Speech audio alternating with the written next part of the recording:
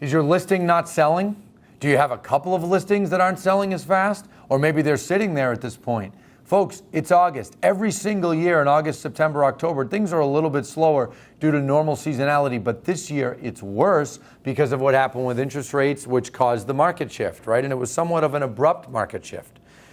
If you aren't prepared to deal with these things for your listings, you need to get in the game, folks. Anthony Lamacchia here with Crush It in Real Estate. Just filmed 4 new videos for our Buyer Lead Playbook course. And Dave and I were talking about what's going on in the market. And one of the things that we discussed on the listing side is we're hearing more and more agents across the country who are telling us, I only got 3 showings over the weekend. I don't know what to do. I only got 1 offer. I even had an agent a month ago tell me I only got 5 offers. Those of you that have only been in the business 2 years or maybe even 3 years, you have really been spoiled. I don't know how else to tell you. You've been spoiled. What we have seen in the last 2 years, in the second half of 2020, 21, and the early part of 2022 is unrealistic. We were in a complete frenzy. Now we're just in a hot market, depending upon where you are in the country. There are areas of the country that aren't hot, but up here in the Northeast, it's still a hot market. Florida, still a hot market. If you're in a market that's a little bit cooler, then what I'm telling you applies even more. Folks, you have to get back to the principles, back to the basics, back to things that you haven't been doing for 2 years because you haven't needed to. Like sitting with your seller and really, truly going over comparative properties in the neighborhood.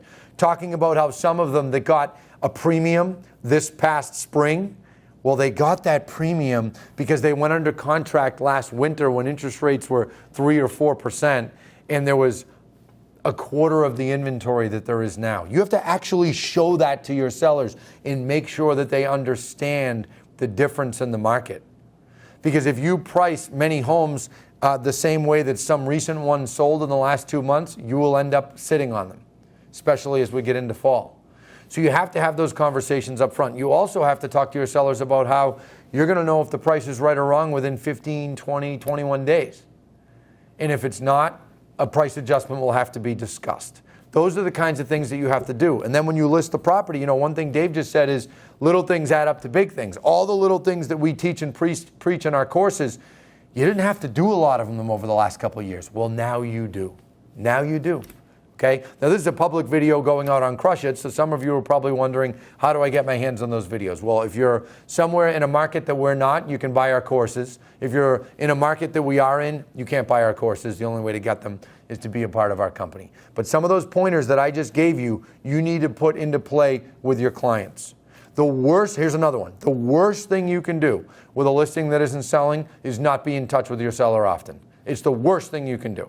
You don't get in touch with them often, they're going to hate you, they're going to blame you, and they're going to ask you things like, what are you doing to sell my home? Which is an infuriating question to hear if you are working hard.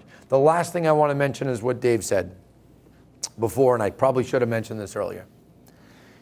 We're in a market situation, we've been in a market situation over the last 2 years where a lot of realtors have gotten fooled into thinking that they're truly special.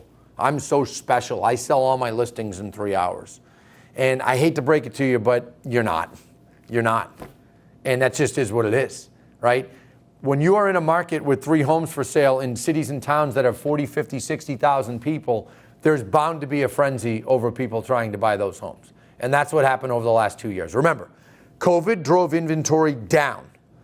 The low rates, when COVID drove inventory down, Federal Reserve stepped in and did things to lower interest rates. So inventory went down, which does what to prices? When you drive down supply, it drives prices up. To make the demand even stronger, interest rates went down.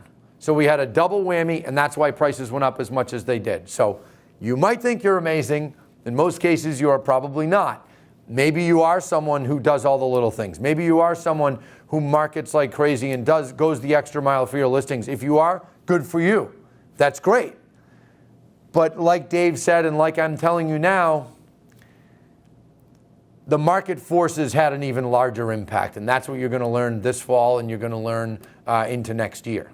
Beginning of the year, winter, inventory will go down because of seasonality. Homes will start selling fast again. But by the time we get to this time next year, I think we'll see a similar market that we're in now. It's going to be like that for a couple of years while things adjust. So make sure to change your expectations, change your seller's expectations.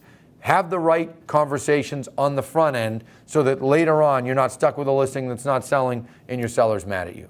And you might do all that correctly and still run into that. That happens. But you want to give it the best in advance. Dave, did I forget anything? I think you got it. Good job. All right. Thank you very much. Happy home selling, folks.